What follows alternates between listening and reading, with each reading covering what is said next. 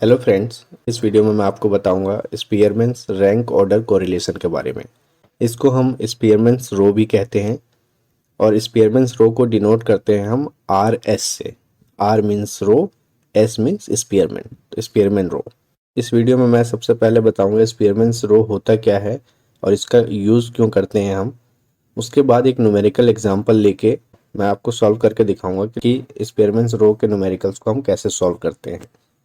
तो चलिए स्टार्ट करते हैं वीडियो को और जानते हैं स्पीयरमैन्स रो क्या होता है। दोस्तों, मान लीजिए एक केस है हमारे पास जिसमें n नंबर ऑफ सब्जेक्ट्स हैं और उनका जो डेटा है वो दो वेरिएबल्स में प्रेजेंट किया हुआ है। तो उस केस में हम स्पीयरमैन्स रो का यूज़ करके उसके कोरिलेशन को कंप्यूट करते हैं। स्पीयरमैन्स रो रैंक ऑर्डर डेटा के लिए सुटेबल होता है। अगर हमारे पास दो वेरिएबल्स हैं और दोनों वेरिएबल्स में जो डेटा है वो रैंक ऑर्डर में है, तो उस केस में हम स्पीयरमैन्स रो का यूज़ कर सकते हैं, क्योंकि ऐसे केस में ही रैंक ऑर्डर वाले केस में ही ये स्पीयरमैन रो एप्लीकेबल होता है। स्पीयरमैन्स रो का हम ऐसे केस में भी यूज़ कर सकते हैं जब हमारा डेटा कंटिन्यूअस हो और पियर्सन्स एजम्पशन सेटिस्फाइड ना हुआ हो। और इसमें एक और मेन पॉइंट है कि स्पीयरमैन्स रो का यूज़ करके हम मोनोटोनिक रिलेशनशिप को असेस करते हैं। मोनोटोनिक रिलेशनशिप क्या होता है? अगर एक वेरिएबल अप जा रहा है तो दूसरा वेरिएबल भी अप जाएगा, या एक वेरिएबल अप जा रहा है तो दूसरा वेरिएबल डाउन जाएगा। तो चलिए नेक्स्ट हम बात करते हैं स्पीयरमैन रो को कैलकुलेट करने के लिए क्या फार्मूला होता है। तो दोस्तों, स्पीयरमैन्स रो को कैलकुलेट करने के लिए जो फार्मूला हम यूज़ करते हैं वो है R S equal to 1 minus 6 into sigma D square divided by N into N square minus 1। यहाँ पे सिग्मा क्या है? समेशन। आर एस मतलब स्पीयरमैन्स रैंक ऑर्डर कोरिलेशन।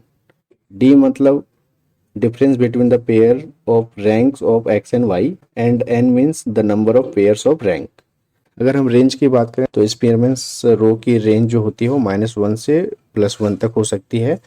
अगर आर एस यानी कि जो हमने स्पीयरमैन्स रो कैलकुलेट किया है उसका साइन पॉजिटिव है तो रिलेशनशिप भी पॉजिटिव होगी, और अगर साइन नेगेटिव है तो रिलेशनशिप नेगेटिव होगी।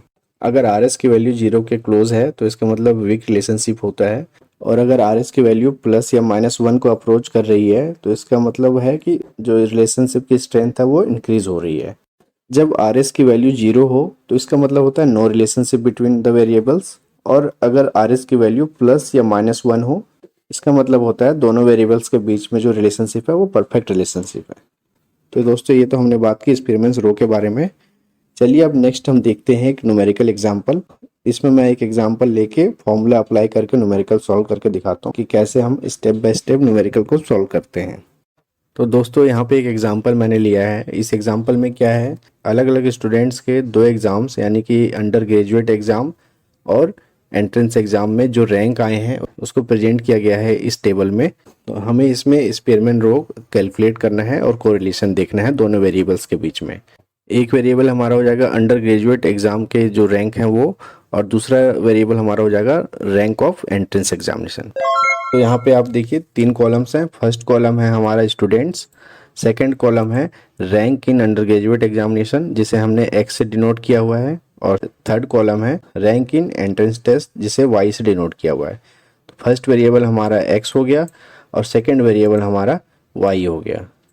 यहाँ पे स्टूडेंट्स जो हैं वो A B C D E F G H I J, total number of students 10 है यहाँ पे, और हर स्टूडेंट का जो रैंक है दोनों एग्जामिनेशन में वो यहाँ पे रिप्रेजेंट किया हुआ है। चलिए नेक्स्ट स्टेप देखते हैं क्या होता है। नेक्स्ट स्टेप हमारा होता है रैंक कैलकुलेट करने का, रैंक निकालने का। तो सबसे पहले हम रैंक निकालेंगे एक्स का, जो एक्स वेरिएबल है उसका रैंक निकालेंगे। तो इसमें जो भी वैल्यूज़ हैं एक्स वाले कॉलम में उसका रैंक देख लेंगे इंक्रीजिंग ऑर्डर में। इसका निकालने का सबसे आसान तरीका ये होता है कि इन वैल्यूज़ को आप सबसे पहले अलग से लिख लीजिए और जो स्मॉलेस्ट वैल्यू है उसको 1 से रैंक देना स्टार्ट कीजिए, जो हाईएस्ट है वो हाईएस्ट रैंक। तो जैसे कि ये एग्जांपल खुद ही एक रैंक का है, तो यहाँ पे 1 to 10 रैंक दिए हुए हैं अलग अलग स्टूडेंट्स के। तो हमें जो भी वैल्यूज़ हैं उसके अकॉर्डिंग यहाँ पे रैंकिंग कर देनी है आर एक्स। तो 1 सबसे छोटा है तो 1 का रैंक हो जाएगा 1, इसके बाद 2 का हो जाएगा 2, 3 का 3। तो क्योंकि ये ऑलरेडी एक रैंक है तो इसी रैंक में इससे हमने यहाँ पे रैंकिंग दे दी है आर एक्स। नेक्स्ट होता है हमारा वाई का रैंक निकालना। एक्स तो हमने निकाल लिया, अब वाई का। अब क्योंकि y वेरिएबल में भी जो वैल्यूज़ हैं वो रैंक है, तो उसको हम बस अरेंज कर लेंगे इंक्रीजिंग ऑर्डर में और अकॉर्डिंगली हम रैंकिंग दे देंगे। तो ये भी वैल्यूज़ 1 to 10 में ही है, यहाँ पे क्लियरली विजिबल है 1 to 10 वैल्यूज़ हैं। तो 1 सबसे छोटा है तो इसका रैंक 1 हो जाएगा, 2 का 2 हो जाएगा, 3 का 3 हो जाएगा। तो इसी तरीके से आप सारी वैल्यू यानी कि 10 के 10 रैंक के फर्दर रैंकिंग कर लेंगे जो हमारा फार्मूला है उसके अकॉर्डिंग। अब नेक्स्ट स्टेप हमारा होता है डिफरेंस निकालना। जो आपने आर एक्स और आर वाई कैलकुलेट किया है, इन दोनों के बीच में डिफरेंस निकालना, यानी कि डी होता है R X minus R Y. अब इसमें हर रो के लिए हम डिफरेंस निकाल लेंगे। अब यहाँ पे ए स्टूडेंट के लिए आर एक्स हमारा 1 है और आर वाई 4 है, तो 1 माइनस 4 माइनस 3। इसी तरीके से बाकी निकाल लेंगे। 5 माइनस 6, 5 छोटा है 6 बड़ा है तो इसलिए -1। इसी तरीके से सारी वैल्यूज़ आप कैलकुलेट कर लेंगे। लास्ट यहाँ पे है 7 माइनस 5 2। तो ये हमारा प्रोसेस होता है डी निकालने का, यानी कि जो रैंक एक्स निकाला है उसमें से रैंक वाई को माइनस करना। हर रो के लिए आप अलग अलग निकाल लेंगे। आपने डी कैलकुलेट कर लिया, इसके बाद हमारा होता है डी स्क्वायर कैलकुलेट करने का। तो डी स्क्वायर कैलकुलेट करना है, अब हर रो के लिए कैलकुलेट करेंगे इंडिविजुअली। तो -3 का स्क्वायर करेंगे तो 9, क्योंकि माइनस वैल्यू के जब भी आप स्क्वायर करेंगे तो प्लस ही आता है, तो इसलिए -3 का स्क्वायर 9, 1 का 1। इसी तरीके से सारे स्क्वायर्स कैलकुलेट कर लेंगे आप। उसके बाद आप क्या करेंगे, जो ये डी स्क्वायर आपने निकाला है हर रो का, उसका टोटल कर लेंगे, यानी कि सिग्मा डी स्क्वायर निकाल लेंगे। तो यहाँ पे देखिए जो भी वैल्यूज़ हैं इसका जब हम सम करेंगे तो 20 आएगा। तो सिग्मा डी स्क्वायर हमारे पास आ गया 20। अब चलिए बढ़ते हैं नेक्स्ट स्टेप की तरफ। अब नेक्स्ट स्टेप हमारा है फॉर्मूला अप्लाई करना। तो स्पेयरमैन रो निकालने का फॉर्मूला हमारा होता है 1 minus 6 sigma D square divided by n into N square minus 1।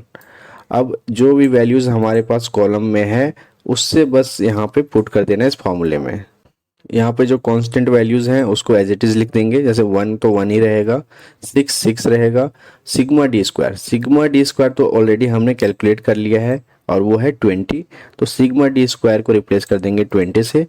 n कितना है, टोटल नंबर ऑफ स्टूडेंट्स कितने थे 10, तो n की जगह 10 with in bracket n square यानी कि 10 का स्क्वायर -1। जब इसको फर्दर सॉल्व करेंगे 1 एज इट इज़ छोड़ दीजिए आप पहले, और -6 इंटू 20 180 डिवाइडेड बाय, सबसे पहले ब्रैकेट सॉल्व करते हैं। तो 10 का स्क्वायर होता है 100, 100 माइनस 1 99, 99 इंटू 10 990। तो ये हमारा हो गया 1 माइनस 180 डिवाइडेड बाई 990। तो इसको फर्दर जब आप सॉल्व करेंगे तो हो जाएगा 1 माइनस 0.1818। 1 में से जब 0.1818 माइनस करेंगे तो हमारा आ जाएगा 0.818। तो आर एस यानी कि स्पेयरमैन रो हमारा आ गया 0.818। इसका क्या मतलब है, इसको फर्दर आपको इंटरप्रेट करना हो तो कैसे करेंगे। अब क्योंकि ये वैल्यू पॉजिटिव है तो ये क्या शो करता है, it shows the correlation between the ranks in undergraduate examination and rank in entrance test is positive. Positive value है इसलिए positive relationship. It further indicate that the relationship between them is positively monotonic. इसका मतलब है कि एक बढ़ेगा तो दूसरा वेरिएबल भी बढ़ेगा, या एक बढ़ेगा तो दूसरा वेरिएबल घटेगा, मतलब मोनोटोनिक है। The value of correlation coefficient is close to 1 के क्लोज है, क्योंकि 0.8 है जो कि 1 के क्लोज है। इससे हमें पता चलता है स्ट्रेंथ, यानी कि association between the two set of ranks is very high. तो इस तरीके से आप स्पेयरमैन रो के किसी भी न्यूमेरिकल को आप सॉल्व कर सकते हैं। बस जो स्टेप्स मैंने बताए उसको आप स्टेप बाय स्टेप फॉलो करते रहें, और बेटर है कि आप एक स्टेप में ना सॉल्व करके अलग अलग स्टेप में आप सॉल्व करें, ताकि मिस्टेक्स के चांसेस कम हो जाएं। अगर मिस्टेक्स होती भी हैं तो आप इजीली आइडेंटिफाई कर सकते हैं कि कहाँ आप मिस्टेक कर रहे हैं। तो इस वीडियो में हमने बात की स्पेयरमैन रो की, और स्पेयरमैन रो से रिलेटेड एक न्यूमेरिकल एग्जाम्पल भी सॉल्व किया। मिलते हैं नेक्स्ट वीडियो में। Till then bye bye, take care.